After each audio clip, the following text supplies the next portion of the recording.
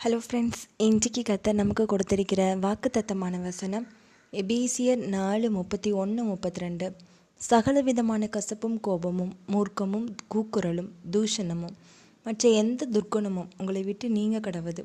ஒருவருக்கொருவர் தயவாயும் மன உருக்கமாயும் இருந்து கிறிஸ்துவுக்குள் தேவன் உங்களுக்கு மன்னித்தது போல நீங்களும் ஒருவருக்கு ஒருவர் மன்னியுங்கள். ஃப்ரெண்ட்ஸ், நம்ம இப்போ இந்த வசனத்தின் மூலமாக ஒரு கதையை கேட்டு தியானிக்கலாமா? ஷானு ஒரு புதிய ஊருக்கு வந்திருந்தா. அவளுக்கு அங்கே ஒரு ஆட்களுமே தெரியாது. ஆனால் அவங்க எல்லாருமே ஷானுவை பார்த்ததுமே, இவ என்ன பெரிய பரலோகத்திலேருந்து எந்த இறங்கி வந்துட்டாளா, இவ என்ன தேவதையா என்ன, யார்கிட்டையுமே நல்ல விதமாக பேசுகிற மாதிரியே தெரியல அப்படின்னு அவளை பற்றி என்னத்தெல்லாமோ பேசினாங்க.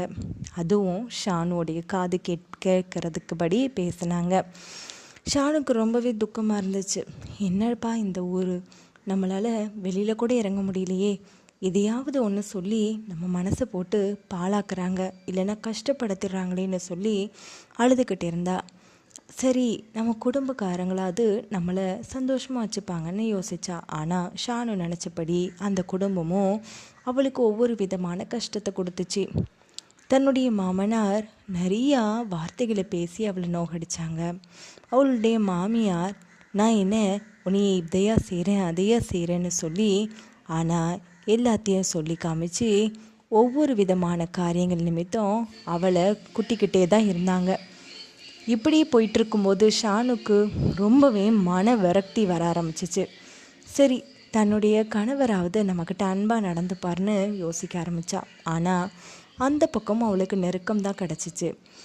எப்போ பார்த்தாலும் கோபத்தோட எரிச்சலோட பேசுகிற மாதிரியான ஒரு சூழ்நிலைமையில் தள்ளப்பட்டா ஷானு. இது எல்லாம் அவளுடைய இருதயத்துக்குள்ளே போய் அது ஃபுல்லாக கோபமும் எல்லார் மேலேயும் மூர்க்கமான கோபத்தினால எல்லாரையும் வார்த்தையினால் கூட கொஞ்சம் அவளும் கஷ்டப்படுத்த ஆரம்பித்தா. எல்லாரும் யோசித்தாங்க, இவா பெரிய வாயாடி போல், எப்படி பேசுகிறா பாரு அப்படின்னு சொல்கிற மாதிரி ஆயிட்டு. ஆனால் அவளுடைய குமுறல் நிமித்தம் இந்த மாதிரி பேசுகிறான்னு அவளுக்கு புரியவே இல்லை. இப்படியே அவளுடைய வாழ்க்கை நகர்ந்து போயிருமோ, என்ன செய்கிறது, கடவுளே என்னை காப்பாற்றுங்கன்னு கர்த்தரை நோக்கி ப்ரேயர் பண்ணுறதுக்காக ஆலயத்தை நோக்கி போனான்.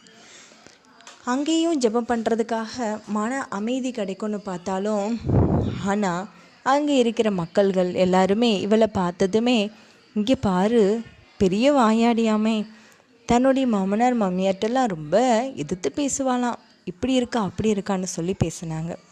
இதை கேட்டதுமே ஷானுக்கு ரொம்பவே கஷ்டமாக இருந்துச்சு.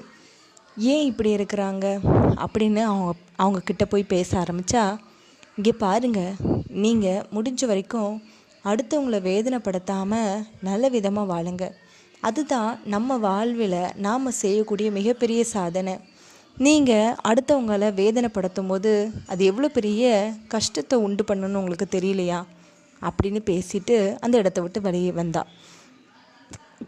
அதுக்கப்புறமா தன்னுடைய குடும்பத்தார்களை அவளுக்குள்ளே மன்னிக்க ஆரம்பித்தா. அதுக்கப்புறம் அமைதியாக ஆரம்பித்தா. ஒவ்வொரு போராட்டமாக அவளை விட்டு கலண்டு போயிட்டே இருந்தது. அதுக்கப்புறம் கொஞ்சம் கொஞ்சமாக அவளுடைய மனதில் சமாதானம் கிடச்சிச்சு. கர்த்தருக்குள்ளே எல்லாரையும் மன்னித்ததுனால அவங்களும் இவளை நேசிக்க ஆரம்பித்தாங்க.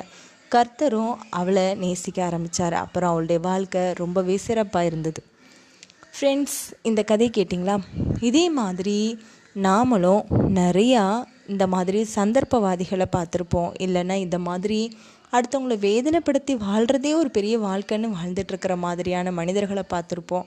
இல்லைன்னா நாம் கூட அந்த தவறை செய்திருப்போம். ஆனால் இது எல்லாவற்றிலும் நாம் தேவன் நமக்கு எவ்வளோக்கு எவ்வளோ அதிகமாக மன்னிச்சாரோ அதே மாதிரி நாமளும் மன்னித்து அவங்களை ஏற்றுக்கொள்வோம். கர்த்தர் உங்களை ஆசீர்வதிப்பாராக. ஆமீன்.